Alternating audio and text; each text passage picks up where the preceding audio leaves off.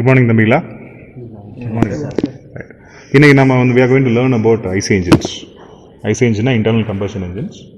IC engine is that internal combustion engine and the chamber or closed area combustion பண்றோம். அதனால என்ன பண்றோம், நம்ம engine run பண்றோம். ஓகே தானே? ப்ரீவியஸாக நம்ம எக்ஸ்டர்னல் கம்பஷன் இன்ஜின் நமக்கு இருந்துச்சு, ஈசி இன்ஜின் சொன்னாங்க. அதை நம்ம பார்க்குற ஸ்டீம் இன்ஜின்ஸ். அதில் என்ன பண்ணுவாங்க, நிலக்கரியை வெளியே வச்சு ஒரு பாய்லரில் தண்ணியை வச்சு என்ன பண்ணுவாங்க, ஹீட் பண்ணி அது மூலமாக ஸ்டீமை க்ரியேட் பண்ணி என்ன பண்ணாங்க, இன்ஜின் ரன் பண்ணாங்க.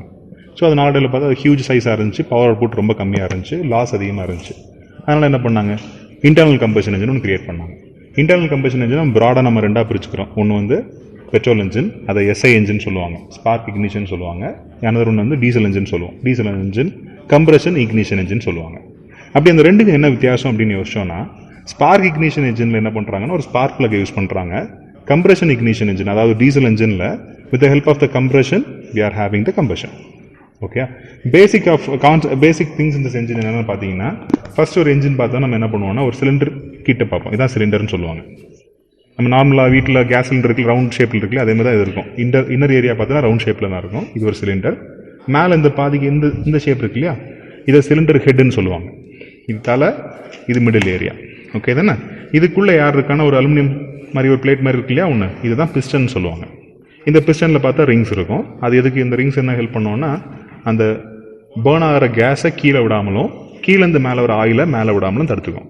ஏன்னா ஆயில் கம்பஷன் கூட கான்டாக்ட் ஆனால் என்ன ஆகும், ஆயில் எரிஞ்சு புகையாக வெளியே போயிடும். சரி, ஆயில் எதுக்கு யூஸ் பண்ணுற லூப்ரிகேஷன் தானே, அப்போ அது வேஸ்ட் பண்ண முடியாது.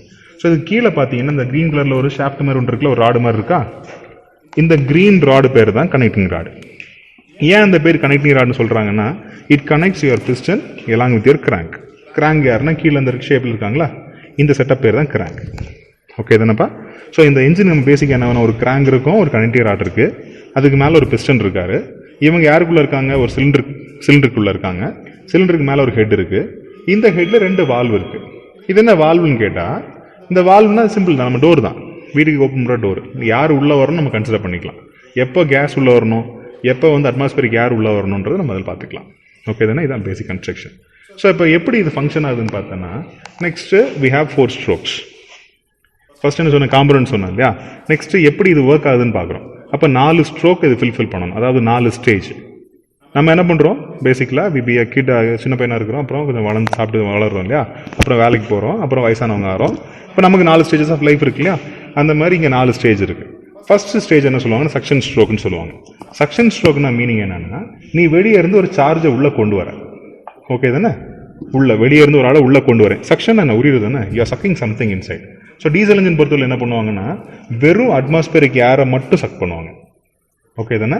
வேறஸ் பெட்ரோல் இன்ஜினில் என்ன பண்ணுவாங்க, atmospheric air along with your petrol உள்ளே கொண்டு வருவாங்க.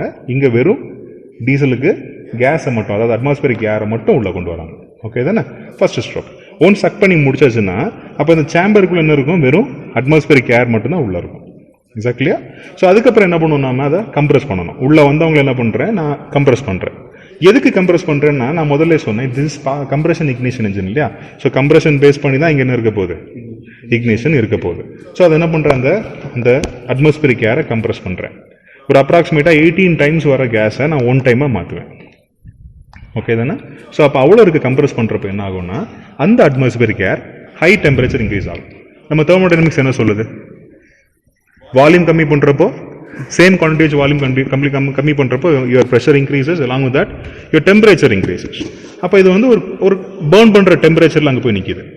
அந்த பர்டிகுலர் டைமில் என்ன பண்ணுவேன்னா, இந்த 2 வால்வை க்ளோஸ் பண்ணிடுவேன், எல்லாம் க்ளோஸில் இருக்கும். நம்மளோட டீசலை உள்ளே ஸ்ப்ரே பண்ணுவேன். அப்போ உள்ள அட்மாஸ்பியரிக் ஏர் ரொம்ப ஹாட்டாக இருக்குது. அந்த ஹாட்டாக இருக்கிறதுல போய் நான் டீசல் ஸ்ப்ரே பண்ண என்ன ஆட்டோமேட்டிக்காக டீசல் பேர்ன் ஆகும். அதை நான் ஒரு எக்ஸ்ப்ளோஷன் சொல்கிறேன். அப்போ உள்ள வெடிச்சிருச்சு இல்லையா, அந்த எக்ஸ்ப்ளோஷன் டைமில் வால்வு க்ளோஸாக இருக்குது. அப்போ மூவபிள் பார்ட்ன்றது பிஸ்டன் மட்டும்தான், ரொம்ப வேகமாக கீழே வரும். எக்ஸாக்ட்லியா? அந்த எக்ஸ்ப்ளோஷனால ரொம்ப வேகமாக கீழே வரப்போகுது. அப்போ ஆட்டோமேட்டிக் என்ன ஆகுது, ஃபர்ஸ்ட் சக்ஷன் ஸ்ட்ரோக் சொன்னேன், செகண்ட் கம்ப்ரஷன் சொன்னேன் இல்லையா, அதான் என்னது கம்ப்ரஷன் ஸ்ட்ரோக். தேர்ட் என்ன, எக்ஸ்பான்ஷன் ஆகுது, இல்லைன்னா பவர் கிடைக்குது இல்லையா, அதை நான் பவர் ஸ்ட்ரோக்னு சொல்லிக்கலாம், இல்லைன்னா எக்ஸ்பான்ஷன் ஸ்ட்ரோக்னு சொல்லிக்கலாம். ஓகே தானே? ஃபைனலில் 4வது ஸ்டேஜ் என்ன பண்ணணும், இங்கே இருக்கிறவங்க எல்லாம் எரிஞ்சவங்க, அப்போ வேஸ்ட் மெட்டீரியல், அவங்களாம் என்ன பண்ணணும், வெளியே அனுப்பணும். அதான் எக்ஸாஸ்ட் ஸ்ட்ரோக்னு சொல்கிறேன். ஸோ 4 ஸ்டேஜில் இந்த கம்ப்ளீட் ப்ராசஸ் ரன் ஆகுது. இது ரிப்பீட் ஆகிட்டே இருக்கும் ஒவ்வொரு ஸ்ட்ரோக். அப்போ நான் என்ன சொல்கிறேன்னா, ஃபஸ்ட்டு இப்படி சுற்றுறப்ப என்ன ஆகுது, சி half the ரொட்டேஷனில் ஒரு ஸ்ட்ரோக் முடிஞ்சிச்சு இல்லையா, ஒரு ஸ்ட்ரோக் முடியுது. அடுத்த ஹாஃப் ரொட்டேஷனுக்கு அடுத்த ஸ்ட்ரோக் முடியும். அப்போ டோட்டலாக என்ன பண்ணுறோம், 2 ரொட்டேஷன்ஸில் நமக்கு என்ன ஆகுது, கம்ப்ளீட் ஸ்ட்ரோக் முடியுது. ஸோ 2 ரொட்டேஷன் நமக்கு ஒரு வாட்டி தான் பவர் கிடைக்கும். எக்ஸாக்ட்லியா I'll explain about the working principle. சரியா, ஃபர்ஸ்ட் நான் என்ன சொன்னேன், I told about the components and the procedure இல்லையா, மெத்தட் எப்படி ஃபங்க்ஷன் ஆகுது சொன்னேன். இப்போ நான் என்ன சொல்ல போகிறேன், how it works. இப்போ ஃபர்ஸ்ட் என்ன சொன்னேன், செக்ஷன் ஸ்ட்ரோக்னு சொன்னேன்லப்பா. கன்ஸ்ட்ரக்ஷன் உங்களுக்கு புரிஞ்சுங்களா, பிஸ்டன் இருந்துச்சுங்க, உங்களுக்கு ஒரு cylinder head, you have a cylinder, then you have a cylinder head, இங்கே 2 வால்வ் இருக்கு, then you have a crank, ஆன்டி ராடெல்லாம் உங்களுக்கு புரிஞ்சு. ஸோ இப்போ நெக்ஸ்ட் ஸ்டேஜ் நம்ம என்ன பண்ண போகிறோம்னா, ஃபர்ஸ்ட் ஸ்டேஜ் என்ன சொன்னேன், செக்ஷன் ஸ்ட்ரோக். செக்ஷன் ஸ்ட்ரோக் பார்த்துக்க, இங்கே வந்து இவர் தான் இன்லெட் வால்வ், இவர் இன்லெட் வால்வ், இவர் எக்ஸாஸ்ட் வால்வ் இருக்காங்க. அப்போ இன்லெட் வால்வ்னா மீனிங் என்ன, இன்சைட் சம்திங்.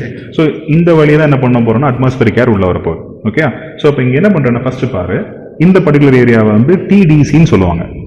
டிடிசி என்னன்னா டாப் டெட் சென்டர். இதுக்கு மேல மூவ்மெண்ட் கிடையாது, ஒரு முட்டு சந்து மாதிரி, டாப் டெட் சென்டர்.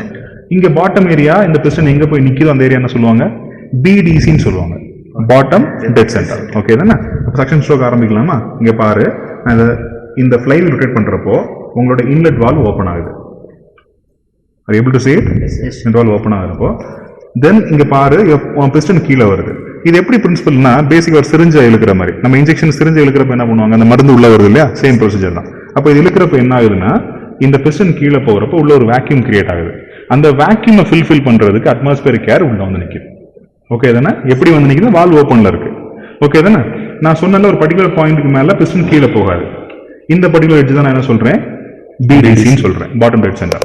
தென் இதுக்கப்புறம் என்ன பண்ணுதுன்னா, இந்த பிஸ்டன் மேல வருது, வரப்ப இங்க என்ன இல்ல, இந்த வால்வ் க்ளோஸ் ஆயிடுச்சு.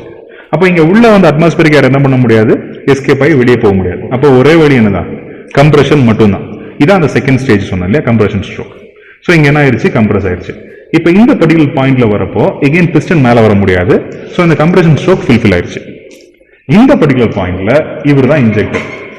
இந்த இன்ஜெக்டர் என்ன பண்ணுவாருன்னா, ஹை பிரஷரா டீசலை உள்ள ஸ்ப்ரே பண்றாரு. ஓகே தானே, வந்து டீசல் ஸ்ப்ரே ஆகிறப்போ ஆல்ரெடி நான் என்ன சொன்னேன், ஃபர்ஸ்ட் எக்ஸ்பிளைன் பண்றப்போ, உள்ள அட்மாஸ்பியரிக் ஏர் ரொம்ப ஹாட்டா இருக்கிறப்போ டீசல் அங்கே ஸ்ப்ரே ஆச்சுன்னா என்ன ஆகும், எக்ஸ்பான்ஷன் நடக்கும். புரியுதா?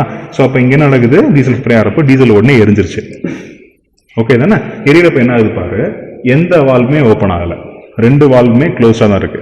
அப்போ இந்த பிஸ்டனுக்கு ஒரே ஒரு பாசிபிலிட்டி, கீழே தான் வர முடியும், வேற எங்கேயும் போக முடியாது. ஏன்னா ஸ்ட்ராங் எக்ஸ்பான்ஷன் இல்லையா, ஸோ பிஸ்டன் வேகமாக கீழே வரும். ஓகே தானே, அப்போ இந்த பர்டிகுலர் பாயிண்ட் கீழே வந்து ரீச் ஆயிருச்சு. இது என்ன சொல்றோம், எக்ஸ்பான்ஷன் ஸ்ட்ரோக் ஆர் பவர் ஸ்ட்ரோக்னு சொல்றோம். நெக்ஸ்ட் என்ன பண்ணணும், இங்க இருக்கிற வேஸ்ட் எல்லாம் வெளியே போகணும். அப்போ இங்க பாரு, இந்த எக்ஸாஸ்ட் வால்வ் ஓப்பன் ஆகும். ஓப்பன் ஆகுதுங்களா?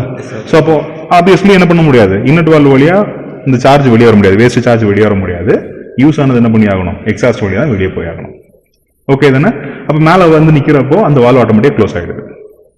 தென் இதனால என்ன ஆகுது, ஒரு கம்ப்ளீட் ஸ்ட்ரோக் முடிஞ்சு, 4 ஸ்ட்ரோக் முடிஞ்சு, என்ஜின் நார்மலா ரன் ஆயிடுச்சு. தென் என்ன பண்றோம், next again section stroke, section valve open ஆகும், இப்படி கண்டினியூஸா நடந்துட்டே இருக்கும். அதனால தான் நீங்க வண்டி ஸ்டார்ட் பண்றப்போ ஒரு 2 வாட்டி செல்ஃப் அடிக்கிறப்போ ஒரு 2 வாட்டி சுத்துறது உங்களுக்கு கேட்கும். அது நார்மலா ஒரு ஸ்டேஜ் கம்ப்ளீட் ஆனாதான் என்ன பண்ணுவோம், என்ஜின் உயிருக்கு வரும். ஓகே தானே, சில டீசல் இன்ஜின்லாம் காலம் பார்த்து என்ன பண்ணுவாங்க, ஸ்டார்ட் பண்றப்போ ரொம்ப வாட்டி அழுத்திட்டு இருப்பாங்க, வண்டி ஸ்டார்ட் ஆகாது, ஹீட்டர்லாம் போடுவாங்க. அது ஏன்னா டீசல் வந்து டென்சிட்டி அதிகம். ஓகே தானே, ஸோ அங்க என்ன பண்ணணும், 2 வாட்டி சுத்துறப்போ தான் 2 ஸ்ட்ரோக் 2 ஸ்டேஜ் முடியும், அதாவது 2 சைக்கிள் முடியும். அப்போ இன்ஜின் நார்மல் ரன்னுக்கு வந்துடும். ஓகே தானே.